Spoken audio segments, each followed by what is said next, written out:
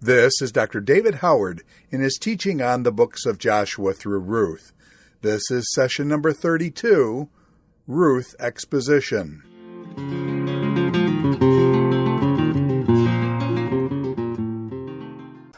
Greetings again, and now we're going to pick up where we left off in the introduction to the book of Ruth, and we're going to get into the book of Ruth itself, exposit through the 4 chapters. So if you have your Bibles, open to the first chapter.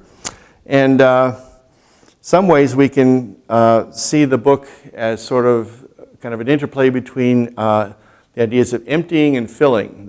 In the first chapter we see what we might call a godly family emptied by the deaths of people, and then the godly family filled toward the end by the union of Boaz and Ruth and the child that comes from them. So anyway, the first part of the book, verses 1 to 5, sets the stage very quickly. It does not give us the biography of Elimelech, the patriarch of the family, or Naomi, or the sons. It just says Elimelech and Naomi were there. They had 2 sons, and then Elimelech dies, and then the 2 sons marry 2 Moabite women, Orpah and Ruth, and then the sons die. So all of a sudden we have 3 women left. We have Naomi, the mother-in-law, and the 2 daughters. She's from Judah, from Bethlehem, and they are from Moab. And this is a time of crisis in the land because there's a famine. So Naomi takes it upon herself to free her daughters from any obligations to her, and tells them that they should go back to their own homes. In verse 6, she tells them that because she's heard that there is food in the land of Moab, and tells her 2 daughters-in-law that to go back there. Both of the daughters-in-law refuse to leave. They weep and they cling to her. And verse 10, verse 9, she says, "May the Lord grant that you find rest, each of you in the house of her husband. Go back and find husbands there." And she kissed them. They lifted their voices and wept. And they said, verse 10, "No, we will return with you." And she insists, "No, you should go back. Go because I am too old to have a husband. I couldn't have children that you could marry. Even if so, it would be a long time. So go back. It is exceedingly bitter to me for your sake that the hand of the Lord has gone out against me." Verse 13. That idea of bitterness is one that comes to play a few verses later. So they all wept again, and Orpah decides to take her leave. So she kisses her mother-in-law, verse 13, but Ruth clings to her. And Naomi says, "Look, your sister-in-law is gone. Why don't you go back with her?" And then Ruth responds with this beautiful statement of loyalty. It's one of the most beautiful statements we find in the Bible. It's not sexual. It's between a daughter-in-law and a mother-in-law, but it can serve as a model for lots of friendships and covenants, and certainly marriages as well. And she says, verse 16, "No, don't send me away, because where you go, I will go.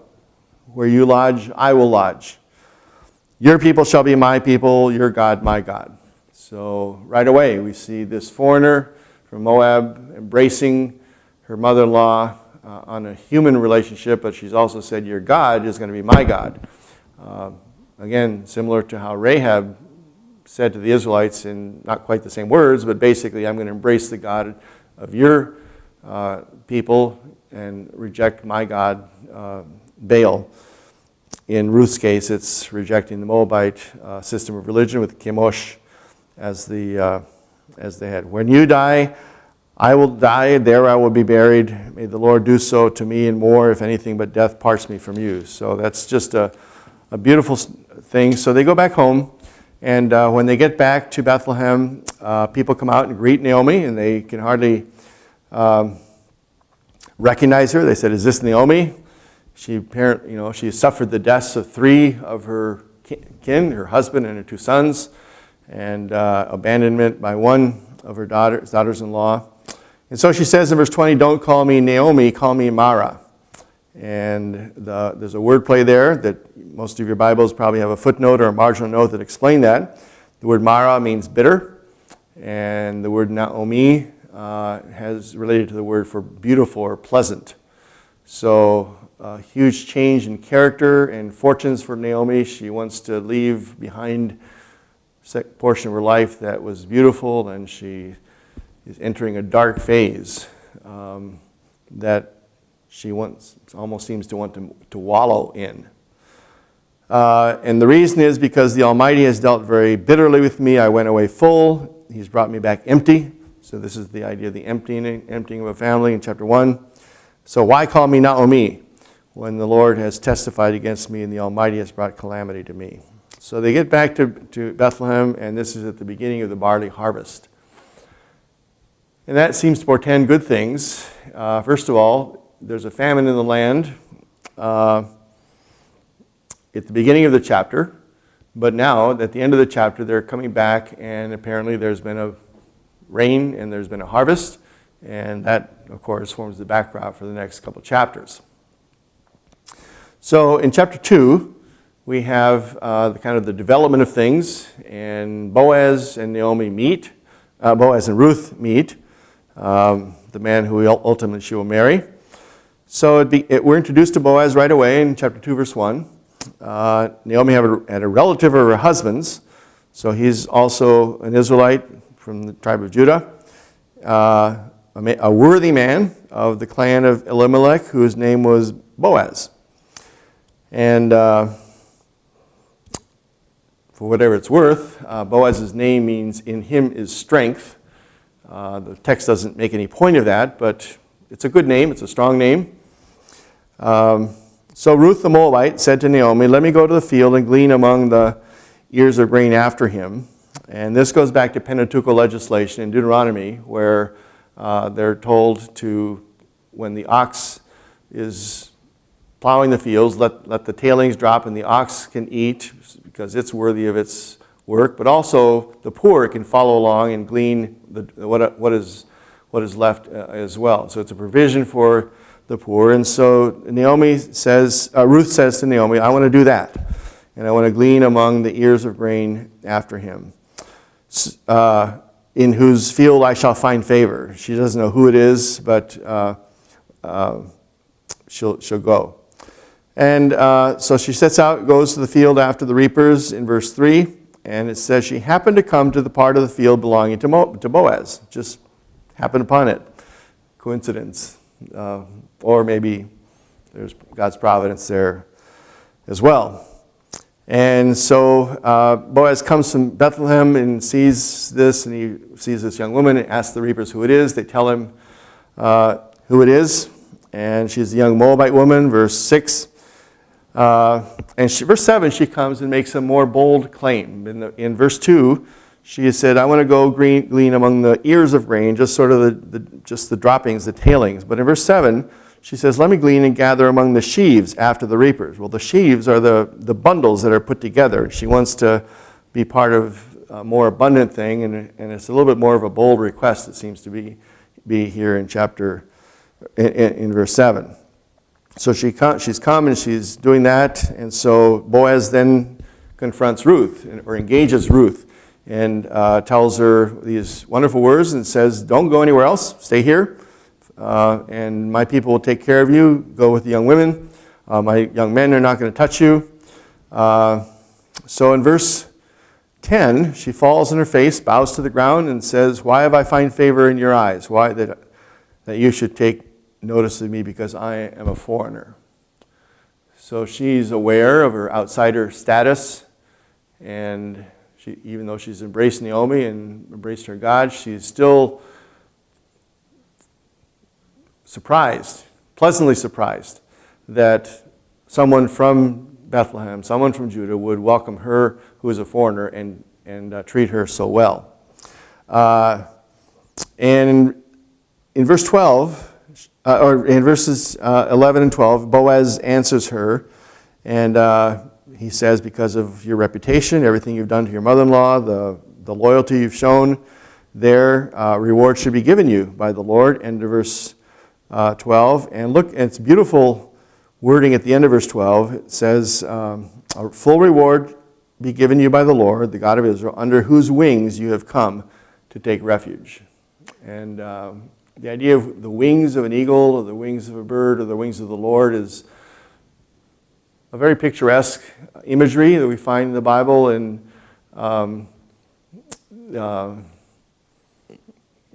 in Exodus 19, talks about that God is going to bring them under their wings, his wings.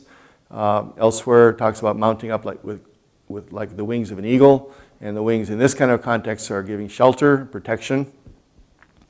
So she has come under the Lord's wings to take refuge, and so she realizes she's had favor, and she's grateful. Verse 13, and so he invites her to his table in verse 14 for a meal, and he instructs the young men. In verse 15, to let her glean among the sheaves. And also, verse 16, while you're at it, folks, pull out some of the sheaves and drop them and give her extra food. Just, let's do this for her. So you see a spirit of generosity on Boaz's part. It's not just, he does not begrudge some extra tailings, an extra part of the food, rather than just saying, well, she can pick up whatever she can pick up. So there, all these characters are sympathetic. Naomi, the widow, and she's bereft of her children. Ruth is certainly a sympathetic woman. Boaz as well. So she finishes the harvest and brings the food back and shows her mother-in-law what she got. She got about an ephah of barley, which is about 2/3 of a bushel of the barley. And comes back and tells her mother-in-law the story. And Naomi pronounces a blessing upon him. Verse 20, may he be blessed by the Lord, whose kindness has not forsaken the living or the dead. And somehow she knows that he's a close relative of theirs in end of verse 20. So that's a good thing. Naomi says, keep doing what you do. And Ruth then lives with her mother-in-law. Appears to be some passage of time between chapters 2 and 3. But now Naomi sets in motion another sort of a plan. And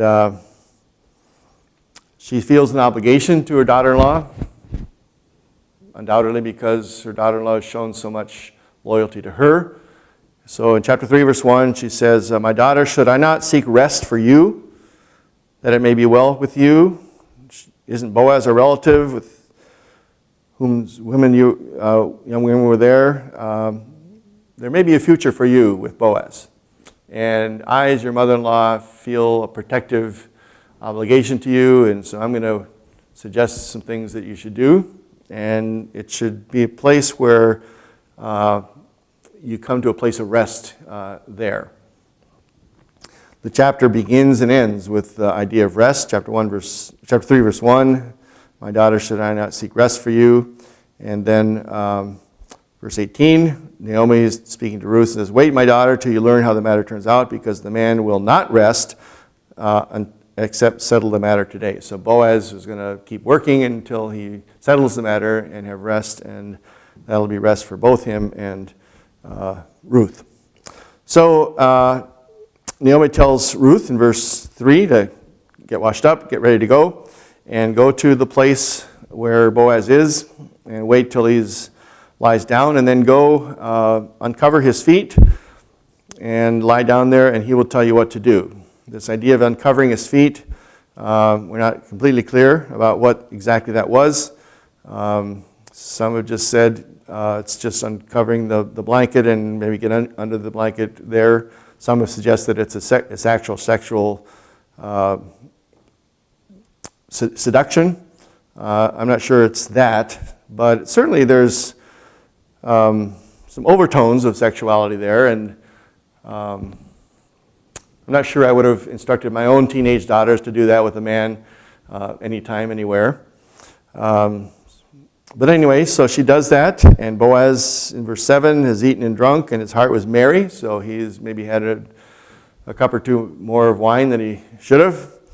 And he goes to lie down, and she comes softly and covers his feet, and he wakes up and says, "Who are you?" Verse 9, and she said, "I am Ruth, your servant." And then she says, "Spread your wings over your servant, for you are a redeemer."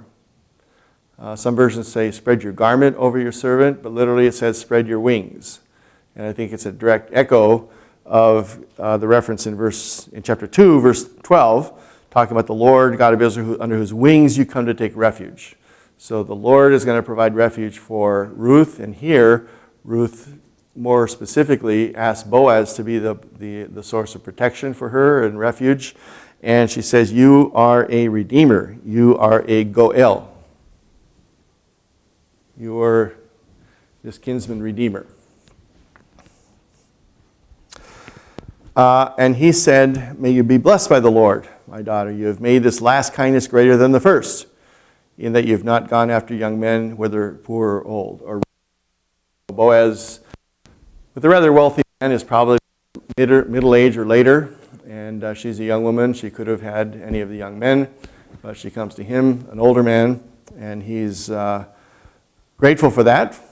And so in verse 11, he says, "I'll do everything that you asked for, because everybody knows that you are a worthy woman." Verse 11, Eshet Chayil, we've mentioned before.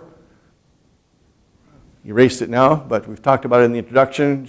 This is the same word that you find in the book of Proverbs, an excellent wife. But he said, yes, I'm a redeemer, verse 12, but there's another redeemer who's closer in the marriage line than I am, so we need to talk to him first, and if he's willing to do this, then you'll have to become his wife. If not, then I will certainly do that. So lie down till the morning, and I'll investigate things. And she comes back home and relates everything to Naomi, and things are set and primed for the favorable ending, and they expect this. So she waits. She decides to wait, and then Boaz, in chapter 4, goes to try to settle the matter. So in chapter 4, Boaz goes to the gate of the city, and then the Redeemer, of whom Boaz had spoken, came by. So Boaz says, "Come over here, let's sit down and have a chat." So he also calls 10 elders of the city to witness this. Remember back in the book of Leviticus, in Deuteronomy, in the redemption of the brother-in-law ceremony, the elders are part of that, and if the brother-in-law doesn't want to marry, then the woman is to take the sandals off and spit in his face. This is not, strictly speaking, your brother-in-law, and things are a little different. We're talking about property here, which echoes more Leviticus 25 than Deuteronomy 25. But anyway, he brings the elders. The elders are obviously sort of the public custodians of the affairs of the city. And so he tells the Redeemer about Naomi, verse 3, and she's selling a parcel of land that belonged to Elimelech, a common relative. And Boaz, in a straightforward and honest way, says, "I thought I should tell you about this. You should have the opportunity to buy this land." And so the near relative said, "Yes, that's great. So I will redeem it." End of verse 4. But then Boaz says, "Well, there's a codicil that goes with this. There's an extra in the fine print here, or this extra document. There's something else you need to know." Verse 5, "Then the day you buy the field from the hand of Naomi, you must also acquire Ruth the Moabitess, the widow of the dead, in order to perpetuate the name of the dead in his inheritance." Verse 5. And as we said in the introduction to the book, that provision is not found anywhere in the Pentateuch, so it seems to be something that developed as a custom in the intervening years. But the near relative seems to accept the validity of this. He doesn't say, no, you're wrong, that's not the deal. In verse 6, he says, "Oh, well, I can't do that then, because that would impair my inheritance." So again, those seem to be customs that have developed that are not specifically mentioned back in Deuteronomy or Leviticus. It tells now, the author of the book gives us a little bit more background information now in verses 7 and following. said this is the custom back then. If somebody is going to make this kind of transaction, he'd take his sandal off, give it to the other, and that's the manner of meeting, attesting this and as a witness in Israel, which kind of contrasts to in Deuteronomy. If the brother-in-law refused to do this, the wife, the widowed wife, should yank the sandals off the brother-in-law and then spit in his face. So this is a much more civilized kind of transaction, but exchanging the sandal seems to be sort of, you take the sandal off, you're more vulnerable to walking and stepping on bad things. So it's a sign of exchange of trust, honor between the two.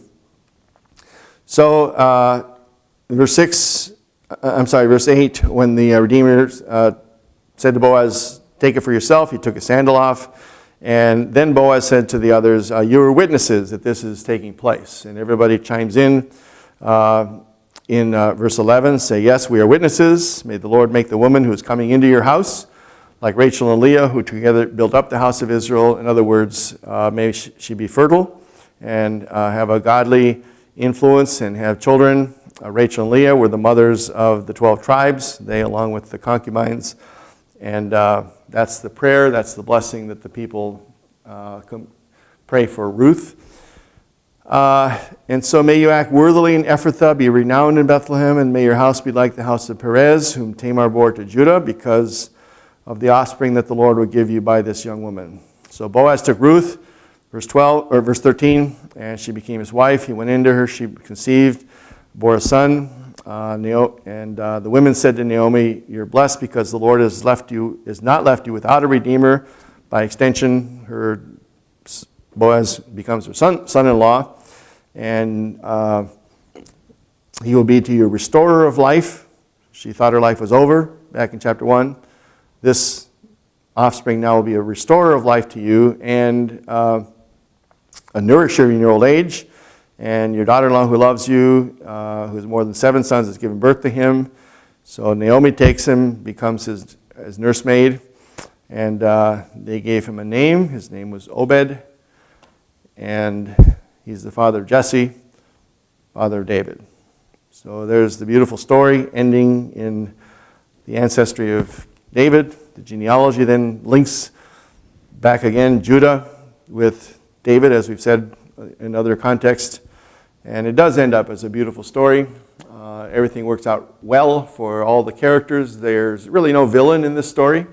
It's just sad circumstances of the deaths of the husbands back in chapter 1. This potentially complicating factor of this kinsman redeemer, this near relative, chapter 3.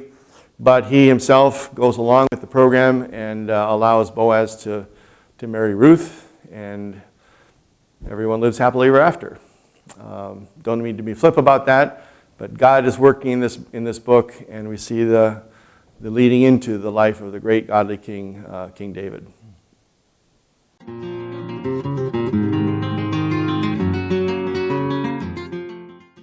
This is Dr. David Howard in his teaching on the books of Joshua through Ruth.